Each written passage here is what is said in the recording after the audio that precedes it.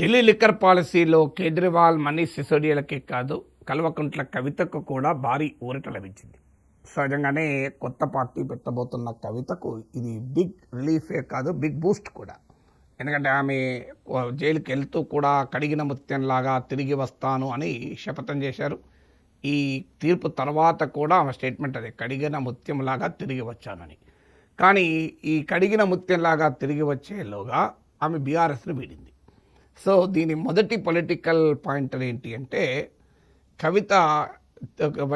కవితకు లభించిన ఊరట పైన బీఆర్ఎస్ ఏం చేస్తుంది.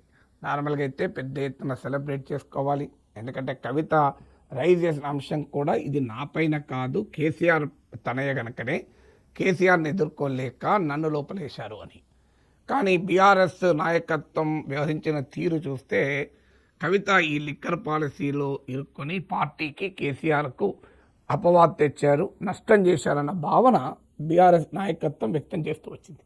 సో తనకు లిక్కర్ పాలసీలో తనను జైలుకు పంపినప్పుడు పార్టీ వ్యవహరించిన తీరు పైన కవిత కినుక వహించారు కూడా. వాస్తవానికి బీఆర్ఎస్ నాయకత్వం, కేటీఆర్, హరీష్ రావు కవితకు కేసు నడుస్తున్న సమయంలో అనేకసార్లు ఢిల్లీ వెళ్ళారు, లీగల్ లుమినరీస్తో మాట్లాడారు. పార్టీ, కుటుంబము కవితకు లీగల్ డిఫెన్స్ ఇవ్వడంలో ఏ రకమైన లోటు చేసినట్లయితే కనిపించలేదు మనకు.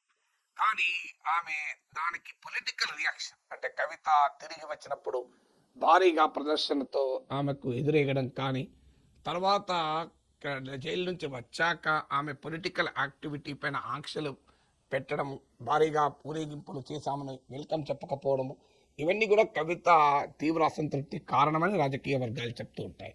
వాస్తవంగా మేజర్ డిఫరెన్స్ ఆఫ్ ఒపీనియన్, కొంతకాలం ఈ లిక్కర్ పాలసీలో చెడ్డ పేరు వచ్చింది, కొంతకాలం నువ్వు కామ్గా ఉండు అని కేసీఆర్ కూతురుకు చెప్తే కూతురు వినలేదు. నేను కామ్గా ఉంటే నేను తప్పు చేసినట్టుగానే ఉంటాను, అందువల్ల నేను పొలిటికల్ యాక్టివిటీలో యాక్టివ్గా ఉంటాను అని కవిత ప్రతిపాదించినట్లు, పార్టీకి ఇప్పటికే డ్యామేజ్ అయింది, ఇంకా ఇప్పుడు హడావుడి చేస్తే ఎక్కువ డ్యామేజ్ అవుతుందని కేసీఆర్ భావించినట్లు రాజకీయ వర్గాలు చెప్తుంటాయి. అది కేసీఆర్ కవితల మధ్య పాయింట్ ఆఫ్ డిఫరెన్స్ కూడా అని అంటుంటారు. సో కవిత మాత్రం కొత్త పార్టీ పెట్టబోతున్న సమయంలో ఆమెకు పెద్ద గిఫ్ట్, ఇది పెద్ద ఊరట. సో తనను కావాలనే రాజకీయంగా వేధించారు, బీజేపీ వేధించింది, బీఆర్ఎస్ బీజేపీతో రాజీ పడింది అని ఆమె చెప్పుకోవడానికి అవకాశం. ఎందుకంటే మొదటి నుంచి కూడా ఆమె అలిగేషన్ కూడా బీజేపీతో గట్టిగా ఫైట్ చేయడం లేదు, బీజేపీతో పొత్తు పెట్టుకోవాలని ఆమె ప్రతిపాదించారు, బీజేపీలో విలీనం చేయాలని అనుకున్నారు. ఇవన్నీ విమర్శలు కూడా కవిత చేసింది కనుక ఇప్పుడు తాను బీజేపీ విక్టిమ్గా ఆమె తనకు తాను పొలిటికల్ నరేటివ్ ప్రజెంట్ చేసుకోవటానికి కూడా వీలు కలుగుతుంది. సో తాను బీజేపీ బాధితురాలుగా ప్రజెంట్ చేస్తూ ఆ బీజేపీ పైన తుపాకు పెట్టి బీఆర్ఎస్ని కాల్చడానికి కూడా అవకాశాలు పడుతుంది.